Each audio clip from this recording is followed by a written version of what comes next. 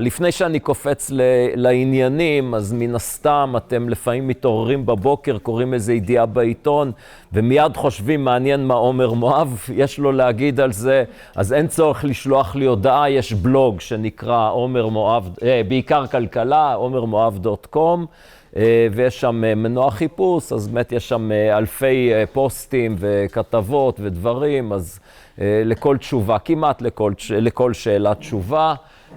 עמוד הפייסבוק שלי, מי שרוצה מוזמן לעקוב, יש ערוץ יוטיוב עם כל מיני סרטונים מרתקים, נגיד הרעיון שלי אצל מגל וריקלין עוד בערוץ 20, אם רוצים לראות מה זה נקרא טמטום עיתונאי, אז מוזמנים, זה באמת תוכנית בידור, אבל גם דברים קצת יותר מעניינים, יש שם בשפע, דיבייטים על כלכלה וכדומה, ואחרון חביב, הפודקאסט עושים חשבון, שחלק מכם כבר אמרו לי שמאזינים, אז תודה רבה. כן, אני חושב שזה פודקאסט לא רע, אבל אתם מוזמנים לשפוט. ואני רוצה להמליץ לכם על עוד פודקאסט שנקרא כשבגרוש האחור, וזה פודקאסט שעוסק בהיסטוריה כלכלית. ולמה אני מאוד אוהב אותו? אחד, הוא באמת פשוט מרתק. רועי גרון שהקים אותו, וכבר אין כמעט פרקים חדשים, אבל לא משנה, יש שם מסה אדירה של פרקים. והדבר המרכזי, וזה מתחבר להרצאה שלי, שאפשר ללמוד מהפודקאסט הזה, שאנחנו לא לומדים כלום מההיסטוריה. לצערי לא רק בענייני כלכלה, אלא בנושאים רבים נוספים. לאנשים יש כל מיני מחשבות בראש. החל ממה שלא הולך בכוח, הולך בעוד יותר כוח, ובענייני כלכלה אין ספור דברים של וואלה, שכר הדירה גבוה, יאללה, נעשה חוק שמוריד את שכר הדירה.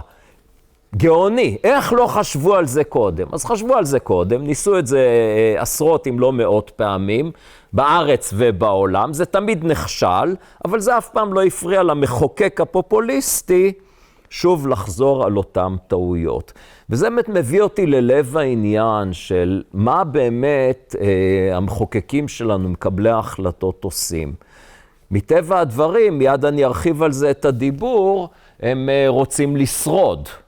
וכשהם רוצים לשרוד, הם רוצים לעשות דברים שהציבור אוהב, ולפעמים מה שהציבור אוהב לא כך מסתדר עם המציאות הכלכלית. ועל זה אני ארחיב כמובן.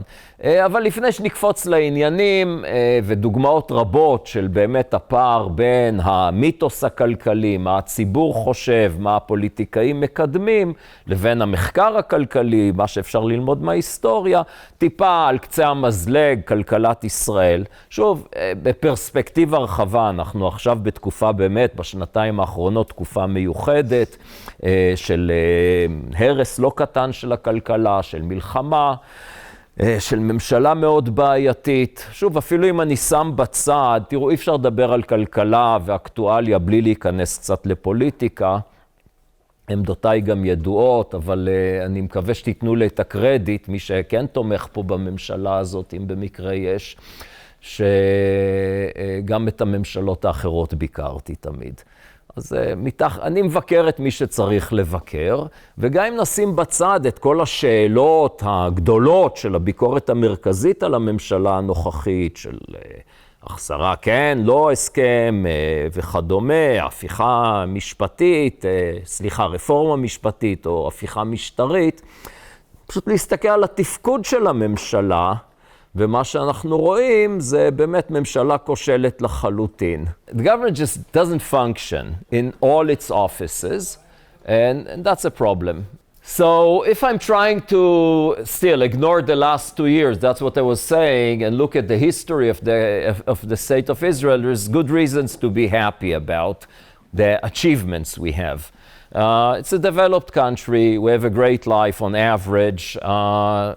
High income per capita, nice economic growth, good health services, a lot of things to be proud of. And it's a challenging area. So, it's not obvious that we had such a great success. But then I have this question still raised. So why are we still much poorer than some of the really rich countries. Can't we do better? My answer is yes, we can do better. And we will talk about that. If I need to summarize the state of the Israeli economy in like 2 sentences, in comparison to average developed countries in the world, I would say the following. On the macro level, we're doing fantastic. In the last 20 years or so, on average, again, excluding the last 2 years, on average, economic growth in Israel is an outlier, much higher than the typical OECD country. But in the micro level, things look bad because the economic growth doesn't trickle down to all segments of societies. Like the top earners, the high-tech workers have fantastic economic growth, income growth, but the rest of the population stays behind. Okay? Does this sound like a good description? Yes. Okay. What's the problem? It is exactly the opposite of the data. Exactly the opposite of the data. So you have no idea what the data is. So why am I doing this trick on you? Why am I misleading you? I'm not misleading you. You were misled by someone else, right? Because I just told you something which is wrong, and you all said, yes, that's correct. How could it be? Okay? Well, let's start with the facts. Economic growth. Why do we care about economic growth? Why is it such an important question? Because it is highly correlated with the quality of our life. So, first of all, what is economic growth? We measure the growth of production, output. What is output? GDP is the total value of the products and services that the country produces in a year. Okay? What matters for income? Per capita, of course, right? So we want to do, and income per capita and output per capita are almost identical, so we could think of them as identical. Moreover, you might ask, so yes, income is important. Of course, if I have higher income, I could have a better life. But there are many other things that matter. So I would say, yes, you're right. Perhaps life expectancy, child mortality, access to good health services, access to good education, access to clean air, running water, you name it. The thing is that there is a very high correlation between this one measure, income per capita, and almost everything else. So it's a very good measure of the quality of life, not just the level of spending, okay? So we care about that. And of course, every prime minister, minister of finance would like to show, look how great we're doing in income per capita and income growth, okay? So you have your folders, you have a pen, you have papers, write down the questions and comments. And then we will have time. And so what is really the thing that is special about Israel in comparison to all OECD countries? Many things, but the one important factor is population growth. So in Israel, unlike all other OECD countries, the population growth is almost 2% per year. So now if I tell you total income is growing by 2%, from one year to another. And population also grew by 2%. What happened to income per capita? Nothing, right? So when we think of, and that's actually the definition of economic growth, is growth in income per capita. And that's how the government, politicians on behalf of the government, try to mislead you. They say, look, we have fantastic economic growth. No. This is growth in aggregate levels, total income. When you correct it to income per capita, you get a very different result. Okay? And then we're not doing better than the average OECD. Not even better than the average. It's good. I'm not saying the situation is bad in Israel. You look over the last 20 years, in fact, after the Lamas, the Bureau of Statistics, did some adjustments, we did grow. I'll show you the data. This was when, let's say, Netanyahu said we have phenomenal economic growth. We are an outlier. This is the data from 2009. You see the world economic crisis. Israel is really performing much better than the average OECD, but over the years, we're more or less the same in income per capita growth. Then there was also another way they were misleading the public is when the cost of living went up. So income grew in dollars, but also prices went up. So then when you do the comparison in dollars, this also inflates economic growth. But when we do the adjustment, and you always need to do the adjustment to purchasing power, then it cancels out.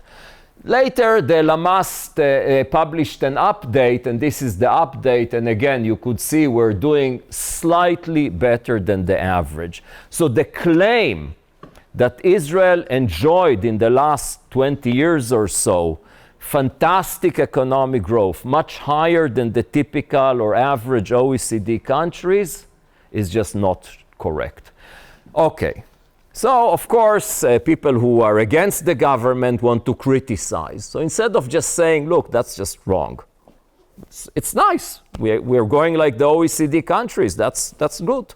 It's not bad. But instead, they make up stories which are also wrong. For instance, if you look at this graph, it's hard to see. I'll show you in a minute something that is easier to see. That's the Gini coefficient, so a measurement of income inequality.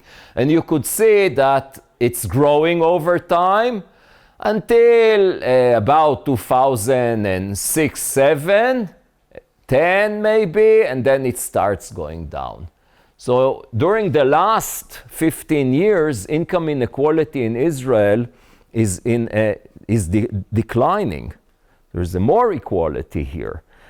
What really happened, well, I don't know the full story, but part of it is that we had an economic crisis in 2000, and in 2002, remember part of it we heard yesterday evening, Netanyahu was the Minister of Finance, and part of what he did was cut down of all these transfers that encouraged high fertility and encouraged people to avoid the labor force. So by cutting these money transfers to poor families, income inequality went up, of course. But over time, the result was that more and more families, more and more adults joined the labor market. And when people work, their income could grow over time. And the more people work from a household, income inequality started to go down. And a nice illustration of that, so that's the period 2009, 2018. Idan Eretz from Globes did this, and just based on data, right? If you look at the lowest 10% of earners, over this time, the average income the income of the average household in the lowest 10%, the lowest decile, went up by almost 60%.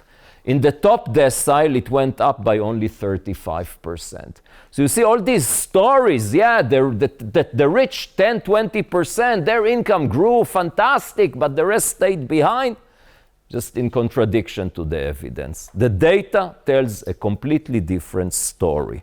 Okay? In fact, if I take, so this is, it's important to understand the measurement here.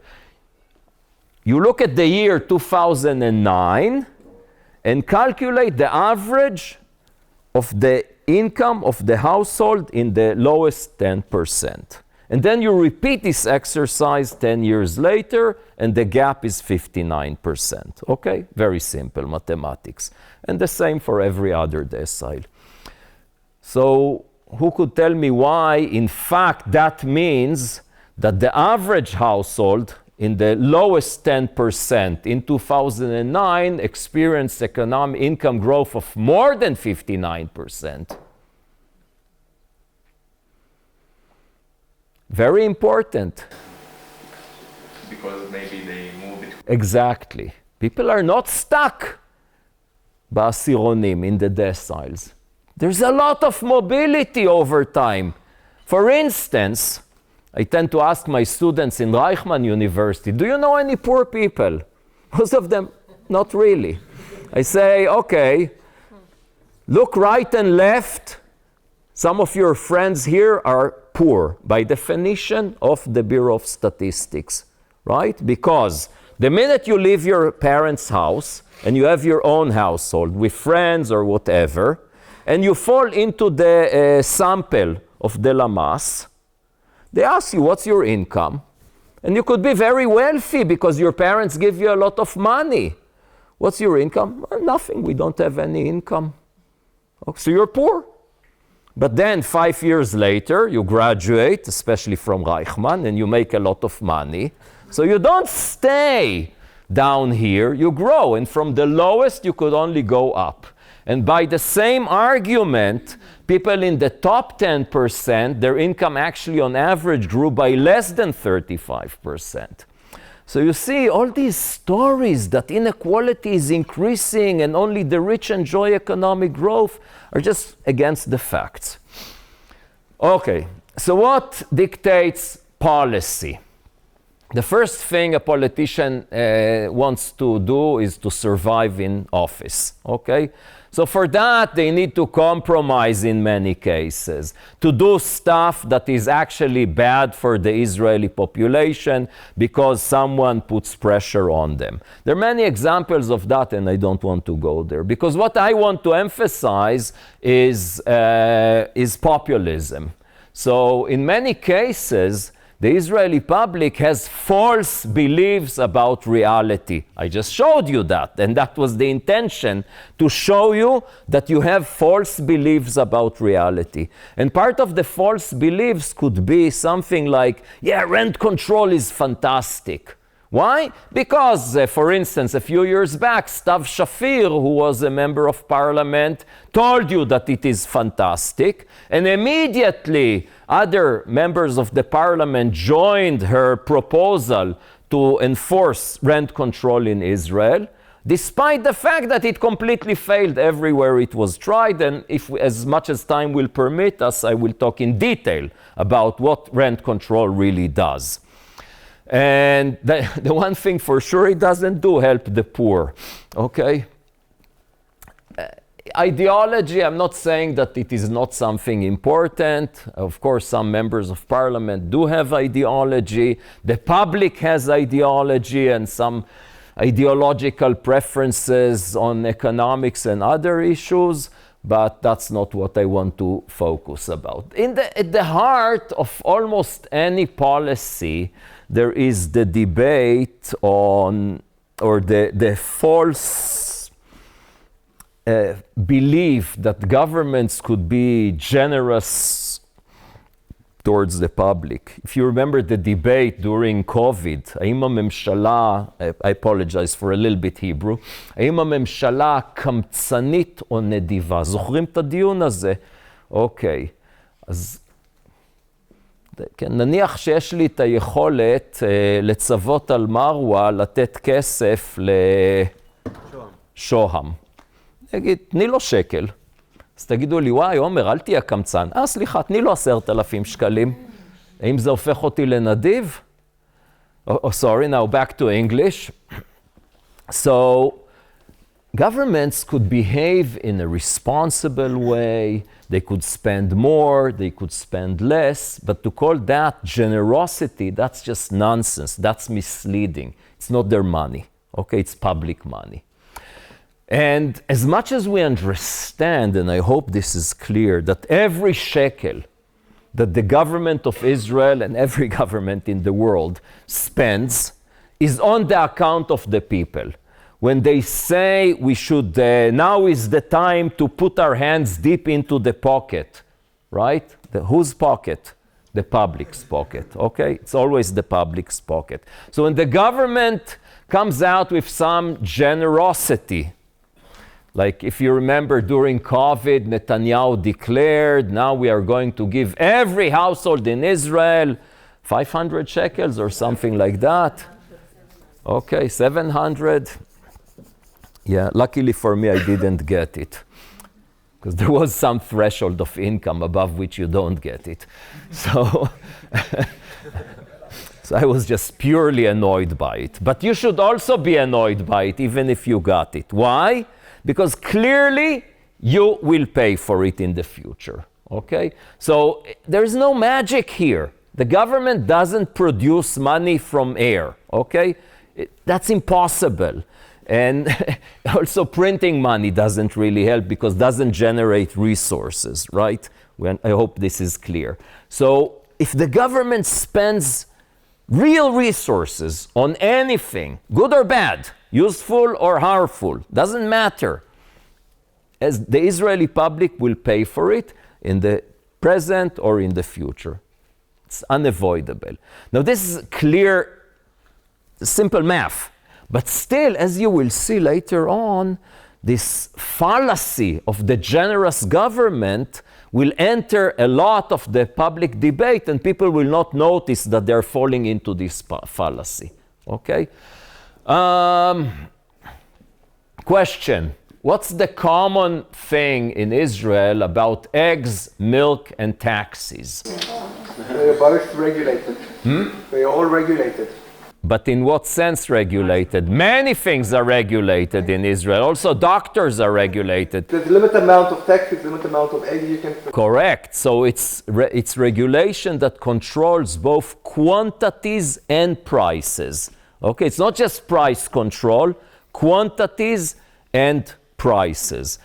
And why do I like to talk about taxes? Because I think that it's extremely important, and that's somewhere there's a gap between the public debate about the price of something and how economists think of the price of something. So the public debate, and taxes is a good example for that, or also eggs and milk and many other things that the government regulates the price, is the thought that, okay, so how much should the taxi driver charge a passenger if we need to regulate it? So this should be a price that is fair. It's a good price. In what sense? The taxi driver could make a decent living and the customer will not pay too much, okay? So that's the general way people tend to think about prices. Economists think about it very differently. What's the price? The price of the cheapest taxi driver. What is the correct price? According to the market, how much somebody else is willing to... The price has a role to equalize demand and supply. So price is a mechanism that without it, a market economy, a capitalist system cannot operate. The price is a signal to producers and consumers if there is too much or too little of something.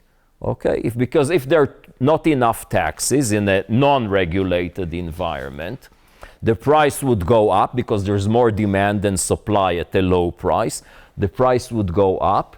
The higher price would encourage more people to become taxi drivers. And this is true for almost any good and service that we consume. And that's how this system works. And this is the heart of the failure of all the alternative systems. An economy that is not based on markets, that is based on a central planner. Think of the former Soviet Union, think of the Chinese economy before the change they did. There's a government, there's a committee that sets the prices of everything. There's a committee that decides what to produce and where and how, and then you see people queuing for bread. Okay? It's unavoidable.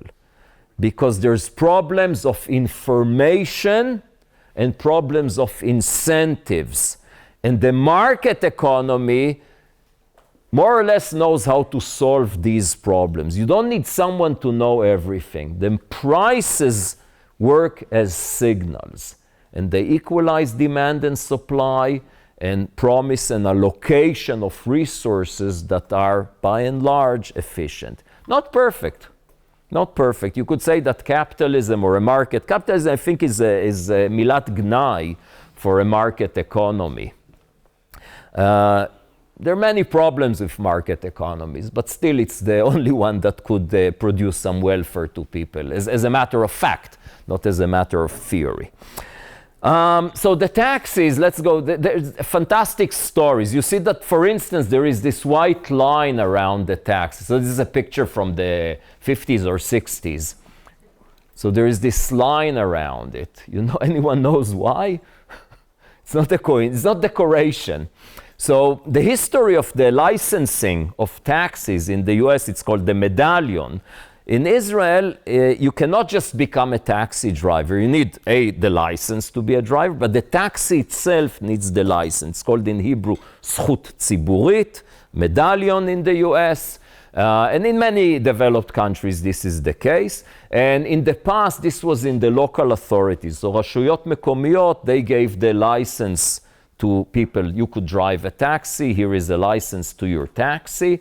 And then some mayors wanted to be kind to more people, so they gave more licenses. But of course, those who already had the license were unhappy, so there was pressure to give less. So instead of just leaving it to the market, it was regulated at the local basis. And then if a mayor of, say, Tel Aviv gave a few, but the mayor of Petach Tikva gave more, the drivers from Petach Tikva would come to work in Tel Aviv. And that's the lines. Every town had a line, this color around the taxi, and taxis were allowed to work only in their towns. So if a taxi driver took a passenger from Jerusalem to Tel Aviv, he's not allowed to take a passenger back. So of course that's extremely inefficient, and then it moved to the center, and they gave the licenses to Nechei Tzahal and Almanot Tzahal, widows of people who died in the army or became injured. Why? Why not? I don't know.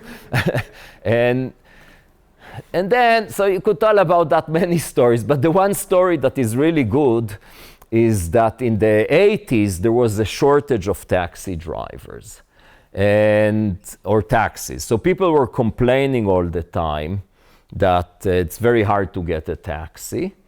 And the government gave these licenses, used to be called Mispar Yarok, or Zchut Tziburit. The government gave these licenses, they were limited. Of course, those who owned the licenses put a lot of political pressure against the government not to increase the number. Now, as much as the government regulated the price, the tariff of driving people around, and as much as it controlled the quantity, there was a free market in which people could sell the medallion, את הזכות הציבורית, or could rent it.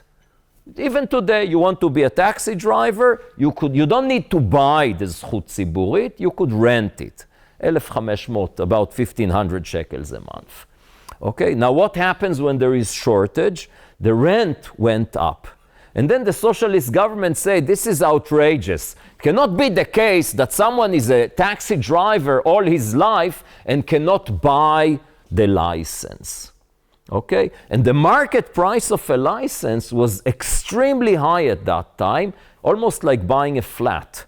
So of course, flats in Israel in the 80s were not as expensive as today, but still, very high price. So people said, I'm just a driver, I don't make much money, I have to pay the rent every month. For the license, the rent is very high, and I would never be able to buy the license. So the government said, okay, let's do something in favor of these drivers, which obviously would hurt the existing owners of the license. And they declared the following: a driver that drives a taxi and is not the owner of the license for 7 years, maybe 8 years, let's say 7, and after 7 years, the Ministry of Transportation would give this driver the license for almost free. Okay? Is this good for the drivers?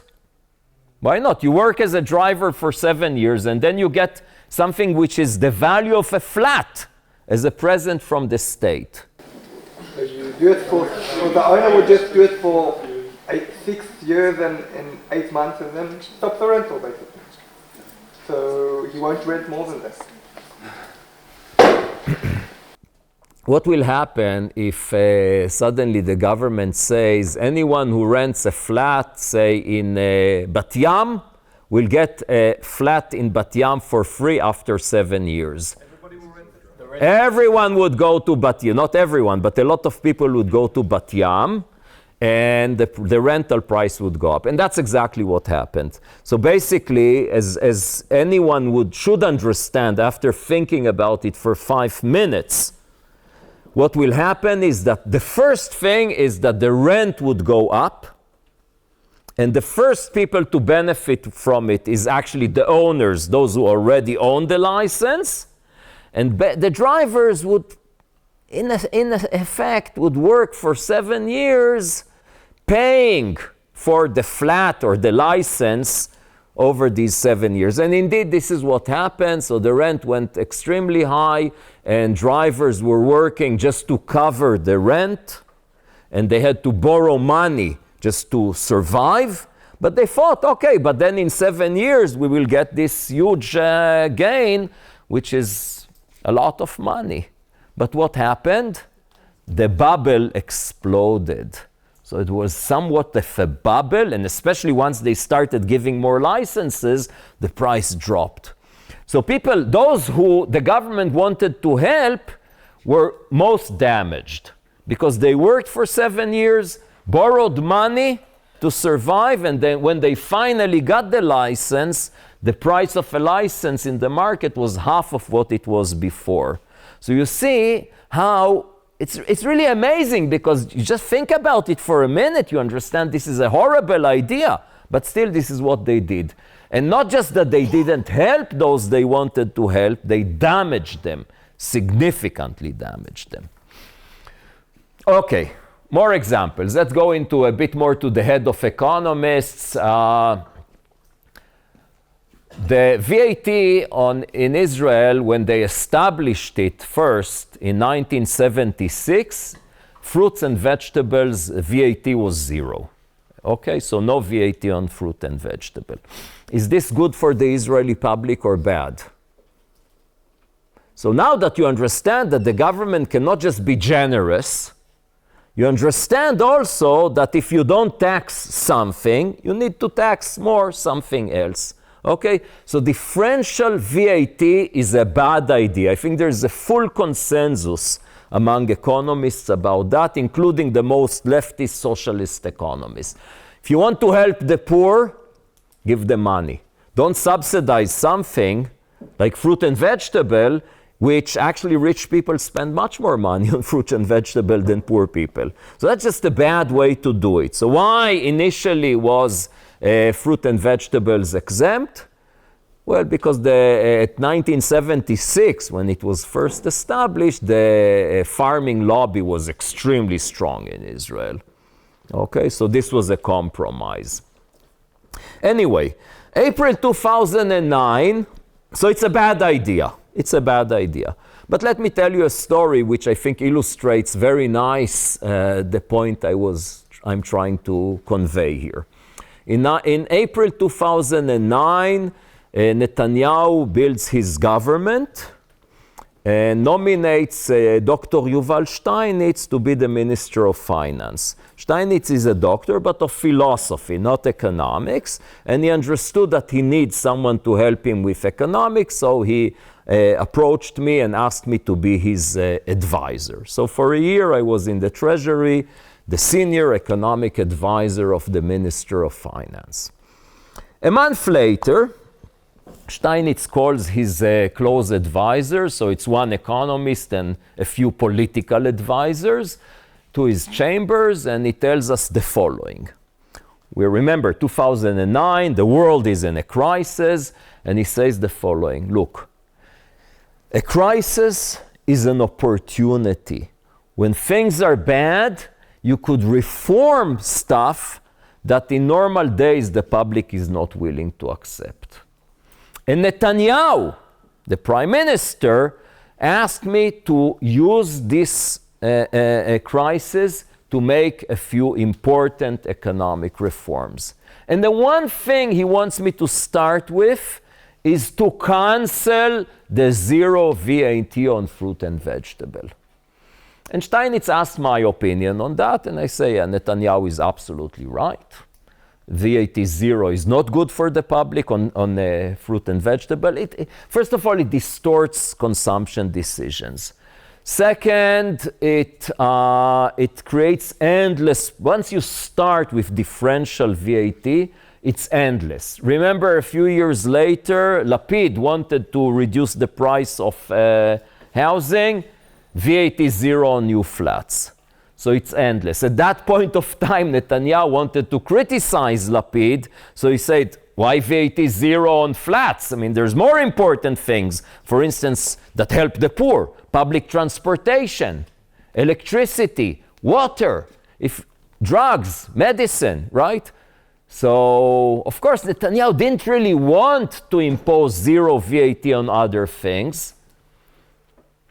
But Deri thought, brilliant idea, and promised the public that if he's elected and they have the power, he would make sure that VAT on public transportation and water goes to 0. Okay, so it wasn't Deri's idea, Netanyahu's idea. Eventually, they compromised with him that the price, these are two services and goods that are regulated, so the Treasury just reduced the price, but the VAT is still not 0. So it's endless. You start with differential VAT, it's just endless. And of course, avoiding tax. So it's very easy. The minute you have a VAT that is not the same for every good, you go to a small shop, you buy bread, the seller writes you a receipt and writes cucumbers and takes the VAT to her or his pocket, okay? So the tax authorities thinks that VAT 0 on fruit and vegetable is horrible and costs the state of Israel not just the loss from tax, but indirect losses through tax evasion of a lot of money. So anyway, I told Steinitz, yes, let's do it. It's an opportunity to correct something. The political advisors completely disagreed with me. Say, what do you need it? The Israeli public would hate you for that. They don't understand what Professor Moav just explained. And indeed, the Israeli public hated the idea. Okay, but still, Steinitz said, Netanyahu wants it, I'll do it. And he even told his advisors that, yeah, I'm going to be a great minister of finance for 4 years, so the public will forgive me for that. And I think he was a pretty, I had at the time, between us, since I was his advisor, it's not a good idea that I say bad stuff on him, but in perspective of the ministers of finance since Steinitz, he was fantastic, okay? And so what's VAT today on fruit and vegetable? 0. Still 0. So someone didn't allow us to make this change. Probably the deep state, right?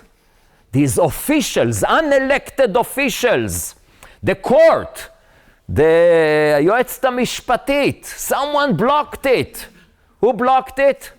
Netanyahu himself. Netanyahu himself, without any good reason. Like, it was not that there was some coalition pressure, crisis to save his government. Without any good reason, in contradiction to his understanding, he asked for it to start with. He read the polls, he saw that the Israeli public doesn't like it, and he just announced, אני מבטל את הגזרה. And that's the end of the story. And you see, this is a fantastic example how politicians operate against their own understanding just to be popular. That's it. Okay, let's see more examples. I talked about that, so let's skip this.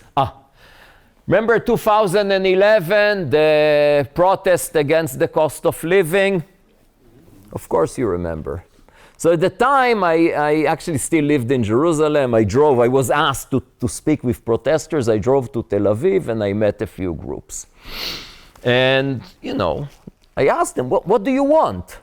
And what they told me was that they want to have a better life. They live in Tel Aviv, they're young, singles, couples, maybe have already a child or two. And this was the typical demographic of people I met. And they said, look, I mean, we don't make much money. We're still in the early stages of our career. And the cost of living is extremely high. Rent is high. And so, of course, rent control they want. But let's put that aside. And the one thing that is really kills us is the cost of babysitting our kids. So, chinuch chinam, or the lack of free education between the age of 0 and 3. So we really want that. So we basically want the government to help us because the salary is not enough. And I said, okay, look, you just told me that you want your life to be better. It's not that you're asking the government to take money from you and give it to others. Say, no, we want our life to be better, just to be clear. And I said, okay, when you ask that the government gives you free education between the age of 0 and 3, you're asking the government to make your life worse. This is simple mathematics. Why? Because who is the group of people I was talking to? It so happens that most people in Tel Aviv are non-religious, they are educated, so on average they will have 2 children per household. That's the data. And they will have income which is above average. Typically, that's the group I was talking to. And I told them, the government needs the money from somewhere. Even if we put aside the problem, it's a huge problem of the quality of the service. Suppose the government could provide you with the same quality of education or babysitting for the age 0 to 3, just like the private sector. Suppose. It costs money. So who will benefit from it? People who have a lot of children. Who would pay for it? People who have higher income.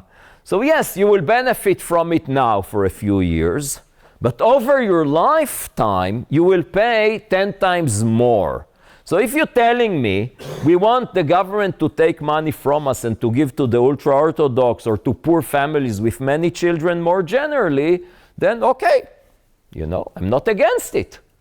But if you want your life to be better, you're doing a bad mistake, okay? Let's talk about another issue. Typically, I'm with the economists of the Treasury on most things, but sometimes they also get it wrong. And most of them were my students at the past, and then sometimes I need to tell them, it's too bad that after doing your bachelor degree, you went to work and you didn't finish the master's degree, because some stuff you learn later. And a good example for that was the idea of how to reduce the price of housing, the cost of housing, okay? So as you know, this is a big problem in Israel. To buy a flat is just extremely expensive, and it goes up and up all the time. And if you think of it in simple terms of demand and supply, then it's quite clear. It's related to the growth rate of the population. So demand increases all the time. And not just that there's more and more households that want to live somewhere, the quality of life, the level of income goes up, so people actually live in larger flats. So the demand is increasing. The demand for housing services is increasing by more than 2% a year. And the supply is fully controlled by the state, which does a bad job. And there's other issues that limit the supply. But to the point here is that when you think in the simple framework of demand and supply, and you want to reduce the price of something, what do? You or increase supply or reduce demand. Okay? So if, for instance, one would complain that bread is too expensive, well, or you produce more bread, or you make a law that people are limited. You could only buy 1 loaf of bread a week, for instance. Reduce demand. So the same logic was used in terms of housing. And the idea is, okay, demand and supply for houses. If we cannot build enough, let's reduce the demand. And where does the excess demand come from? Investors. And you remember, let's להרחיק את המשקיעים. Let's push the investors. So, of course, when you buy a flat, even if you want to live in it yourself, you're still an investor. But I'm using the terminology in the public of investors are people who buy more than a flat for their own use, but additional 1, 2, 3, 10, whatever, to use as an asset, which they rent and gain profits from the rise in price and the rent, okay? So these are the investors. So simple, right? Demand, supply, push the investors out. There's less demand, prices would go down. What is the problem? That's just wrong. Why is it wrong? Because a house is an asset. So if I go back to the bread example, it's as if you would say, so suppose people own small machines that produce bread, and you want to reduce the cost of bread, you'll say, I would reduce the demand for machines that produce bread. That will not work, right? On the contrary, you want people to buy more machines that produce bread to produce more bread. So a flat is a machine that produces שירותי דיור, housing services. And so it could be also not just lack of understanding economics, it's also a good thing when the government fails in something, it's good to blame someone. So, you cannot in Israel, unlike in the history of many other European countries, say, oh, it's the Jews are to blame. Well, that doesn't work in this case. By the way, blaming the Arabs in this case also is not very convincing, right? So what do? You need to find someone to blame, המשקיעים, the investors. Let's blame them, okay? So, but it's not true, because here I'll try to illustrate it to you in a simple way. Those of us who rent a flat, who do we rent it from? Exactly these משקיעים, the investors, right? So if there's less of these investors, if they sell the flats, then the supply of rental housing goes down, right? Now, of course, also the demand goes down because someone bought the flat. But still, what would you think will happen to the rent? Would go up or down? Would go up. I'll tell you why. Because, so again, think of yourselves now. Suppose you think between renting or buying a flat. In which case will you go for a larger flat? If you buy or rent? Larger? Buy. Because when I rent a flat, I'm thinking, okay, at the moment, suppose you're single and you're young couples and you don't have children at the moment, just for the example. In other words, when people rent, they buy a flat for the right size they need. When they buy, they typically buy something too large because they're thinking of the future when the family grows. Or it also works in the opposite direction, because if I rent and the children are out of the house, I could just easily move to a different flat. But if I need to sell and buy, I might stay in a larger flat. So indeed, we know as a fact actually that when you move away the investors, the supply of rentals goes down and the rent goes up, okay? Now, what happens to an asset? What's the value of an asset, the market value, the market price of an asset that gives a higher return? So a flat that gives higher rent. What happens to the price? Goes up, of course, right? So if rent goes up, the price of a house that produces higher rent goes up. So how could it go down at the same time? Right? The idea is let's push away the investors. There's less demand for housing. Prices would go down. But if rent goes up, the value of the asset goes up. So the price should also go up. A different way of thinking about it. Think of two friends, say. They made some money, and each of them buys 200 square meters of real estate. Okay? One of them Just large, I mean, I made a lot of money. I want to live in a 200 square meter flat. Do we have a problem with that? No, why not? He's not someone who invests in housing. He's not the person we want to push away. He just bought a big house for himself, and he lives in it. His friend bought 4 flats together of 200 square meters. She lives in one 50-meter flat and rents to the market 3 flats 50 meters each. Who helps more other people in the market? The second one, right? But who is the evil person who buys a lot of flats and we should kick him out of the market? The second one. You see, the rhetorics is just stupid about that. And if you want, I'm not saying you should, but if you want to reduce the price of housing through the demand side, you should reduce the demand for housing services, not for ownership. And how do you reduce the demand for housing services? For instance, you raise taxes by a lot for any flat above 50 meters. Again, I'm not saying that that's a good idea necessarily, but that's the way if you want to fight the cost of housing through the demand side, okay? And just saying people should not own houses that they rent is stupid, not to mention the fact that at the same time Treasury was supporting the rental by big firms. They wanted to actually pay them to do that. So that's just completely crazy.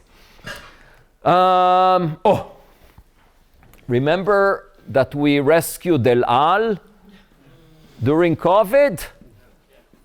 We did, yes. A lot of money. The state of Israel paid El Al because otherwise it would go down, and we gave El Al a lot of money. And what did El Al do to us in the war? Increased prices. Okay? So, and then, you know, you open the newspapers, including, of course, the economic newspapers, Kalkalist, The Marker, Globes, and they report, look at El Al, how horrible they are. We just gave them tons of money, and now when we need them, because there's no other airlines operating, they just raise prices. That's horrible. They should keep prices low as they were before. And what do economists say? Creates a shortage. Yeah, what do you mean? No, they should raise prices because otherwise there's shortage, right? Demand and supply. The list, look, the list, and that's just to illustrate you how horrible the media in Israel is, including the economic newspapers. The list is to acknowledge that you understand the issue, okay? So again, let's first understand the issue. If there is now, all the demand goes to El Al, to one airline, so there is much more demand than supply at the existing prices. So you need to allocate the existing quantity somehow to a large demand. So you could do it by the simple mechanism we use almost all the time, higher prices. You could do it in different way. You could say, okay, no, the first come, first serve. כל הקודם זוכה. Okay, fine. It's a bad solution, but fine. You could do it with a lottery. You could do it with a committee. Everyone that wants to fly will write a letter to explain how important it is. There are different ways to allocate services and goods that are in shortage. Price is a very good way. Not saying it's the only one. But the point is that when you criticize El Al and you do not acknowledge even understanding the problem, that's misleading journalism. Okay, and you saw the general atmosphere in Israel. El Al is horrible. And I was, I think, the only one that says, no, you know, if the government wants, that's a good time to take back the money you could tax them, you do whatever you want, but don't ignore the super important role of the price mechanism. And I'll go back to taxes. You know, here in Israel, I know that I cannot trust that I will get a taxi when I need one. I cannot, because if it's rush hour and there's high demand, The government regulates the price, so the supply is given, and there's sometimes you just try to get a taxi and you cannot. Now, when I'm in England, and I spend a lot of time in England, I always get a taxi. Uber. Correct, Uber. You know, sometimes I pay more than the normal price. They have surge prices. I once paid, the surge price was 500%. And I'm super happy I paid it, because otherwise I'd miss my flight, okay? So, and I remember when, what's his name, this idiot that is at the moment the Minister of Bitachon, Katz, he was the Minister of Transportation. And he told, no, I'm not allowing Uber in Israel because I want, among other things, to protect the public against this random pricing. No, in Israel, things are much better than Uber. You know that the price is guaranteed. Say, what does it help me, a guaranteed price, if I cannot get the service? I prefer to pay more. And you see how nice it works. Because if there is, at the point of time, at the normal price, more demand than supply, the price goes up. What happens? Some people, for them, it's less important. Say, okay, I'm not using Uber now. Some drivers at home see that the price goes up, they go into their car and they start driving. Fantastic. That's the price mechanism. Now, that's how markets work, and that's how we get an efficient allocation. People prefer to work more when the price is higher. People are willing to pay more if they really need the service, if it's really important for them. And yes, some people are richer than others. And this is the reason, and I want to say a few words about that, because I think at the objection to any price mechanism policy, any reform, so people we're used to the fact that almost everything is based on prices, right? But when something is not based on market prices, but when something is not based on market prices, for instance, taxi prices, and there is an attempt to reform things, then there's objection. And the main objection always comes from the idea that some people are poor and they will be damaged. And what I want to say, that this is another fallacy, that you shouldn't reform anything that is good for the general welfare if there's someone poor that suffers from it. Because you shouldn't see the world as if it's just one thing we're doing. Think of a process in which we're doing reforms all the time, right? If we didn't reform anything, we'll still be stuck in the policies of 1948. And luckily we're not, okay?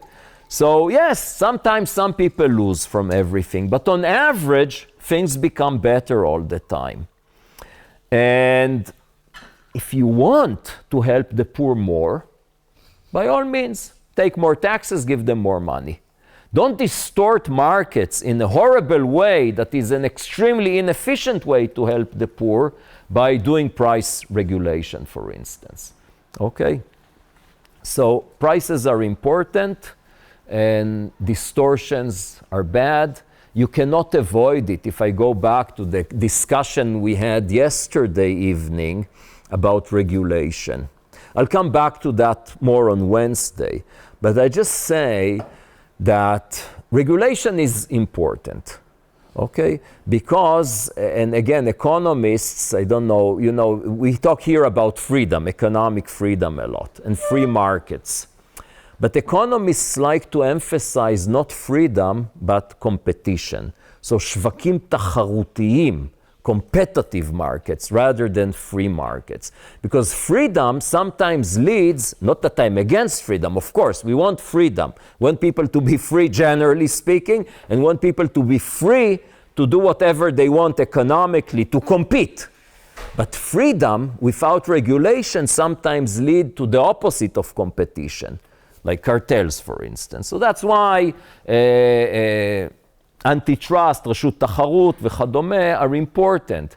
And the new technology, like Uber, for instance, could create monopolies. Monopolies are not illegal, they're not necessarily bad, unless companies abuse their power to block competition. And that's exactly, you could see the debate now about the big tech companies like Google, etc., is whether they use their power to block competition or not. Because eventually, as consumers, what we care about is not fair competition, but we care about the outcome, which is welfare. So as long as they don't block competition, and Uber is a good example for that, because you might claim, yes, at the moment they give you good service for not too much money, but once they control the markets, you'll pay for it. Maybe, maybe not. And then we really need to make sure that still competition is possible. Okay? One point I didn't say, why did they... in 1976, when they exempt fruit and vegetable from VAT, the real reason, I told you, was a very strong agricultural lobby.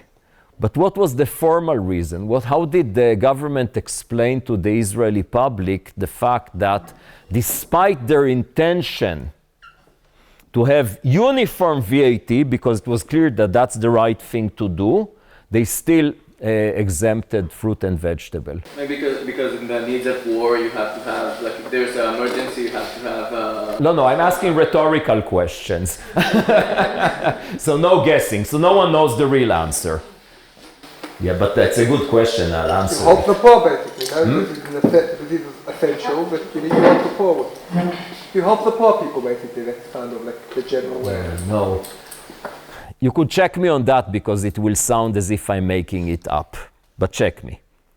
אין לצפות מבסטיונר בשוק לחשב מע"מ. You cannot expect someone who sells fruit and vegetables in the market to calculate VAT. Check me on that. That's the formal reason. Now, the claim that we should be independent in our supply of food because maybe the world one day would tell us, you're bad people, we're not giving you more any food. And the simple answer is that's impossible. We cannot supply our own food. And another simple answer is that we fully depend on the world. For instance, we don't have oil, so our tanks cannot move. So we depend on the world. And regardless of what one's political views are, ideology, believe in, peace, war, whatever, I think there's one thing that we all should understand, that to survive here we need a very strong army. Okay, and a strong army relies on a strong economy. That's our main. We thought until a year and a half ago, we thought that we are not just rich, we're also smarter. Who knows? But we are richer, and we have a stronger army because it is built on a very strong economy compared to our enemies. And we need to keep that. We need to keep that to survive. And being an autarky, כלכלה סגורה, we will be poor. Okay? So we will die. That's the end of the story. Now, again, there is a lot of rhetorics here. Think, for instance, I mentioned taxes, eggs, and milk, right? Think of the producers of eggs in Israel. What is their claim? Exactly that. We need independence. In case of war, you don't need to depend. You still want to eat eggs, even if there is war. From an economic point of view, what is a chicken? Again, as a human being, I think that chickens are also animals that suffer. But from an economic point of view, a chicken is a machine. You put grain in one side, an egg comes out of the other side. That's it. That's a simple machine. Okay, where do the grains come from? Ukraine. Well, yeah, we import grains. We don't grow, grains. Chita, seora, orez, tiras. We don't grow grains in Israel, hardly, maybe 5%. We cannot feed ourselves, okay? So that's not a reason to support farming in Israel. We still have a few more minutes, and then I'll let you ask questions. Okay, congestion. I'll start with a nice story. So, cars in Israel take a lot of space. Especially if you drive, you see it. There's a lot of cars in Israel. And the road congestion, הגודש בכבישים, is extremely high in Israel. I think statistically, we're number one in the OECD. So really in bad place. So it's a combination of, again, population growth. Population growth is a huge challenge because you need to expand infrastructure by 2% every year just to stay at the same level. But on the other hand side, you have a government that fails in doing the right thing. So I mentioned it before, and you think of how bad the government is, just look at the Ministry of Transportation. Just an example of how horrible things are here, in all dimensions. Pure populism, abusing power for personal favors, and not doing the important things for the Israeli public. For instance, the cancellation, for populist reasons, the cancellation of the congestion charges, which I will talk about more. But first, here is a question, an interesting question. How much space cars take in Israel? So suppose you take all the cars, just put them one next to the other. How much space, percentage of the state of Israel, do cars physically take? So someone thought this is a good idea to calculate. And then he did the calculation, sent it to publication in a newspaper, in Globes. The editor read it and published it. Okay, interesting, right? And it's an easy calculation. We know the area of the state of Israel. We know the size of a car, how much area it takes. So very simple math. The answer is 1/3 of the state of Israel.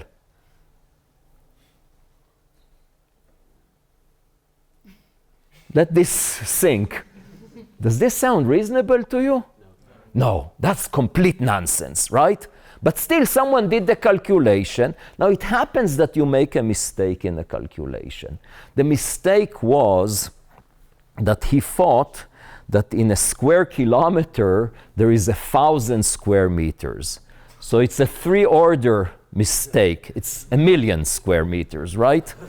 So the true answer is not 1/3 of the state of Israel. It's 1/3 of 1/10 of a percentage of Israel. So it's nothing. It's practically nothing. I think that if you take all the cars in the world, it will not be 1/3 of the state of Israel. Go outside in Tel Aviv, the center.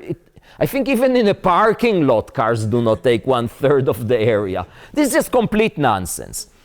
Why am I telling you that? Because you see that, not intentionally to mislead you, but this guy did the calculation mistake and thought that this is a reasonable outcome. The editor reads this and thinks, oh, that's fascinating, let's publish it.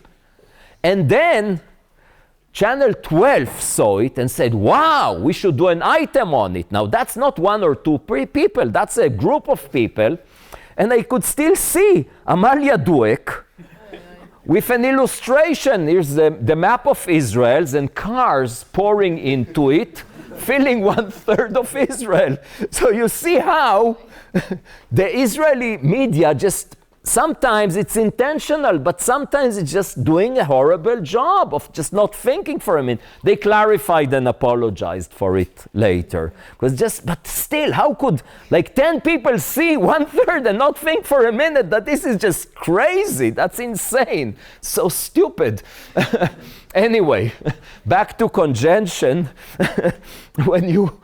Here's a claim. Expanding roads does not solve the problem of congestion. Do you agree or not? Who agrees? And you're correct. So sometimes it solves temporarily, but over time, just people react and more people go into their car. Okay, next statement. Congestion charges is just an excess burden on the public if there's no good public transportation. Who agrees? Less people agree with that. Who agreed to both statements? Yeah. You see, the thing is, regardless of what's right and wrong, the two statements contradict each other. Okay? Why is that? Because the first statement says that the demand is very elastic. People respond. They see, oh, the road is empty. There's no congestion, I go into my car and drive. Or I give up the public transportation and drive. Instead of walking, I drive. Instead of staying at home, I drive. People respond. The second claim is that people do not respond at all. That if you tell them, now you have to pay for driving your car, they still drive as if nothing happened and they just pay more. And this is wrong. So we know people respond to incentives. And even if there is zero public transportation, people still respond to incentive. Why is that? Because in some cases, people enter their car and drive from point A to point B because they don't have they have to do this. They have to. And they don't have any reasonable alternative. Okay? But in many cases, and that's enough for congestion charges to be effective, people do have an alternative. They could stay at home. They could drive at a different hour. They could ask a friend to join, to carpool. They could use their bike. They could walk. So in many cases, there are alternatives. And it is enough to reduce a small number of cars to have a huge effect, because the relationship between the number of cars and congestion is not linear. See what happened now in Manhattan? Fantastic. I think that the charge is not very high. They wanted to charge more. This was a compromise, $9 to enter. About 8% of the cars, a decline of 8%, and a huge improvement. Like in some areas, the driving is twice as fast. So saving 50% of time. Huge effect, okay? But this statement is also wrong, that saying it's just a burden on the public. Taxes are not a burden on the public. Taxes are just a way to finance spending. Spending is a burden on the public because they force taxes. And suppose even that we just tax differently. And instead of taxing people for working or consuming generally, we tax them for using public infrastructure. What's wrong with that? I mean, taxes have an effect on behavior. So when you tax income, that might have a negative effect on producing income. But when you tax using the car, that might have a negative effect on using the car. That's not that bad, right? It's better than some alternatives. Okay, I promised that I'll let you have some time for questions, comments, so let's do that. You discussed the egg market during war, and you disregarded it pretty quickly. But when we think, like, I talked to some people in agriculture, and what they're trying to do is like in wartime. We know it's not like you're not going to have wartime for eternity. So what they want to do is like carry over the rough times with perishables. So I can stockpile grain, but I can't stockpile eggs. And eggs are imperative for bread and for a million different things. So we said, okay, let's stockpile the things that we could get now in order to make things that we can't make now for later.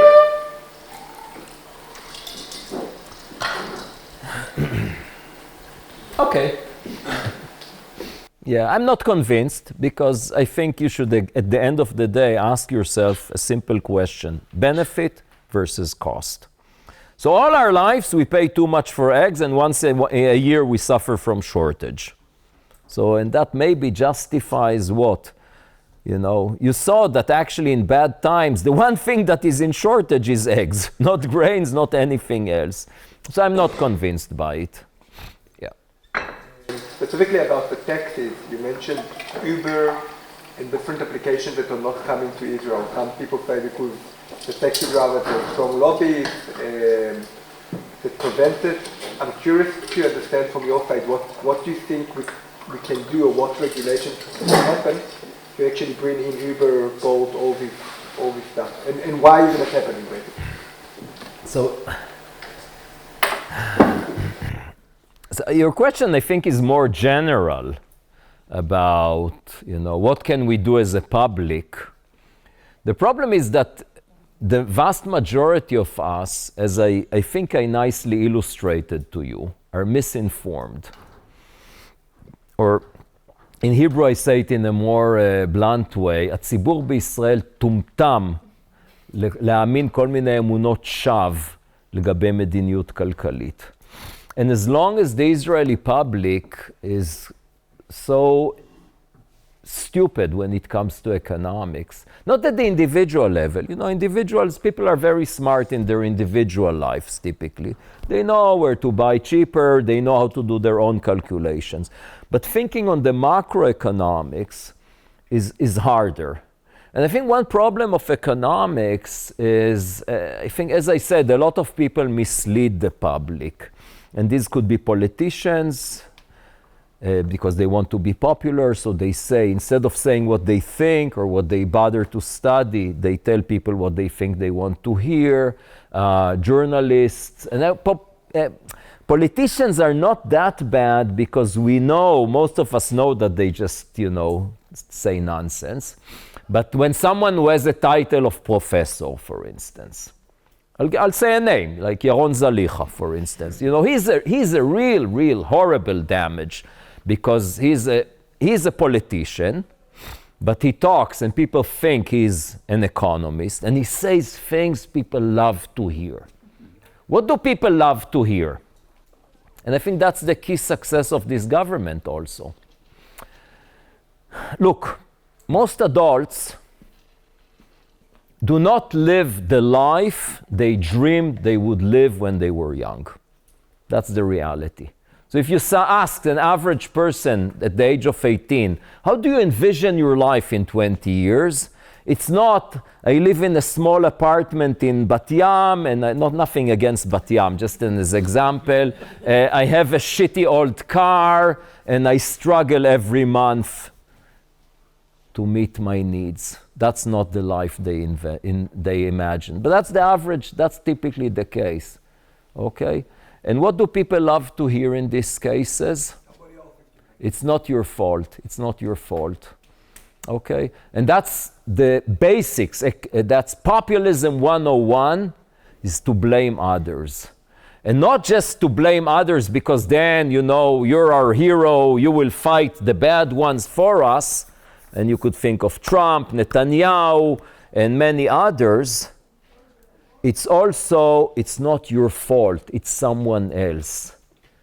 And, the entire message, I think, of economic freedom is to take responsibility for your life. But most people don't like to do it. Or they like to do it, but still, since they're not very successful, they want someone to blame others for them. And I said Yaron Zalicha, for instance. I mean, his economic theories are complete nonsense. Those of you who still didn't hear all the chapters in my podcast, the most popular chapter is we interviewed Yaron Zalicha. He didn't know that when we sent him, Attila at the time was my partner, and we sent him the questions, and he didn't do the homework to see that it's me interviewing him. So he recorded himself answering, and it's just his answers, and then I explain why it's just complete nonsense what he says on almost everything. But you see the way he says things. You don't need to work harder, you don't need to compromise, we just need to fight monopolies. Monopolies, the cost of monopolies in Israel is about 1/5 of GDP. It's just, complete nonsense. It's related to two questions here. Maybe I'll ask these two questions. It's interesting and related to that. Look, does more consumption by the public increase economic growth? What do you think? Yes or no? Yes. Okay. What about saving? Before you answer, let me just say, saving is the difference between income and consumption. It's a flow. So all saving, consumption, income are both flows defined per period of time. So saving is the difference between income and consumption. And at the macro level, saving is equal investment. So is saving good for economic growth? Yes. Don't you see that you just contradicted yourself? Saving is consumption. Saving is by definition the opposite of consumption. If you invest in it, you're consuming. If you invest in it, you invest in it in something else. No? Other people are using your money for you. You cannot I mean, the economy, at the end of the day, the economy produces goods and services. Some goods are consumption goods, some goods are investment goods. What is investment? Real investment. Economic growth is based on real investment. Machines, buildings, technology. That's investment. What we save, the income that we do not consume, is channeled to investment. So you cannot tell me at the same time that if we consume more, we will have higher economic growth, and at the same time, if we save more, we will have higher economic growth. Because given income, if you save more, you consume less. It's one decision. Saving is defined as the difference between income and consumption. Now, why is it that you're confused about that? Because you were misled by many people. But let me just clarify this. It's not too crazy to say that both things are right, despite the fact that they contradict each other. In what sense? If we produce less than what we could produce, so to utilize all our capital and labor, then sometimes by increasing demand, you could produce more. Okay? So in times of an economic recession, slowdown, when machines and workers do not work, then perhaps if we increase demand, we could increase supply. Okay, that's the simple logic that you have in mind.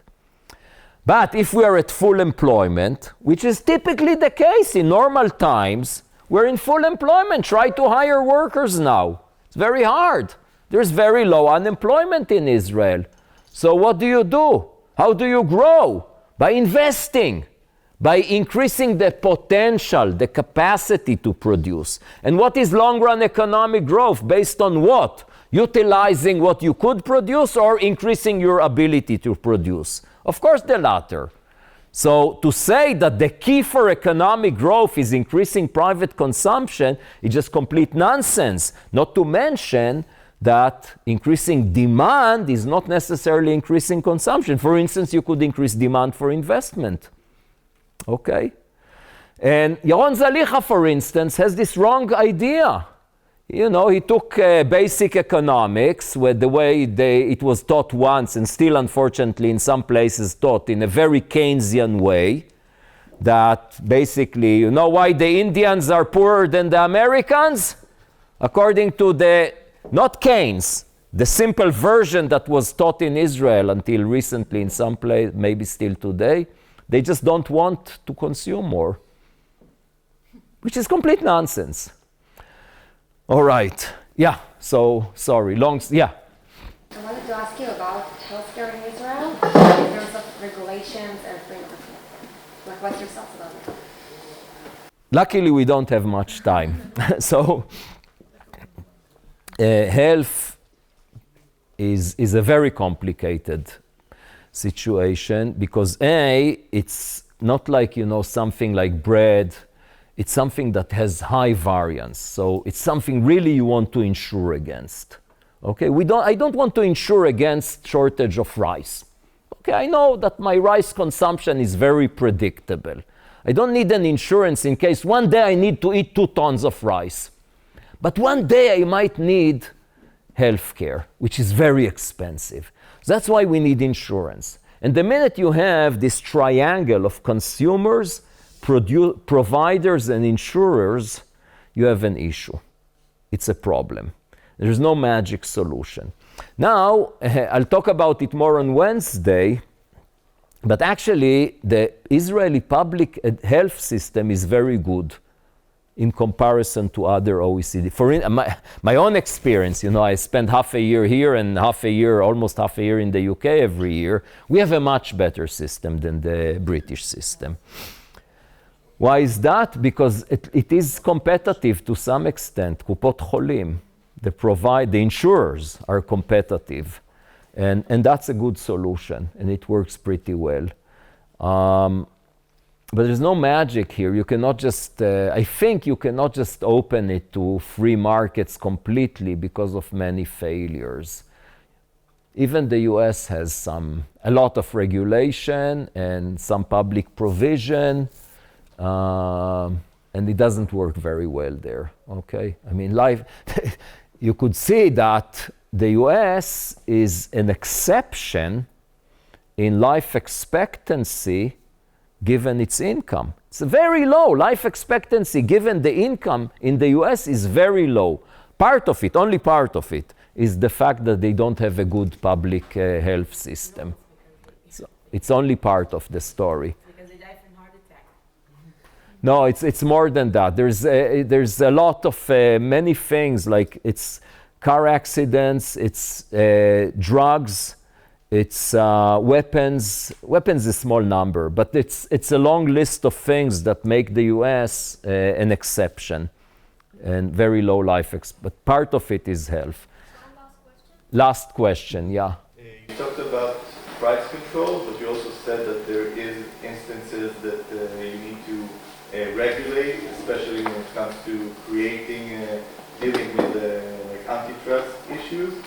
So I wonder if you think that there is room for price control when you have like something like, let's take Midveh Gas, or like when you have like a limited supply. Yeah, I mean, basic economic theory would be, if you have a monopoly, price control is justified. I'll say something more general before that, about regulation generally and price controls particularly.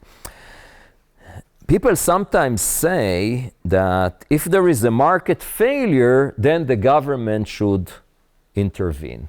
And market failures are when there are monopolies or externalities, when one person affects other, not through market prices, and many other cases. So if there is a market failure, the government should intervene. But that's wrong. If there is a market failure, then the government should consider intervention. But at the end of the day, we should ask ourselves the cost versus the benefit, okay? And if, in some cases, the regulation could be helpful, but in other cases, the cost, the damage, is more than the benefit. Specifically about price controls, there is a debate in economics about that. How much more do monopolies charge? And if you go in price controls, what would be the negative effects of that? But clearly, in a pure theoretical setting, if you cannot have competition, price controls is a good answer. A better answer is open to competition. Okay? All right. See you on Wednesday. Toda rabah.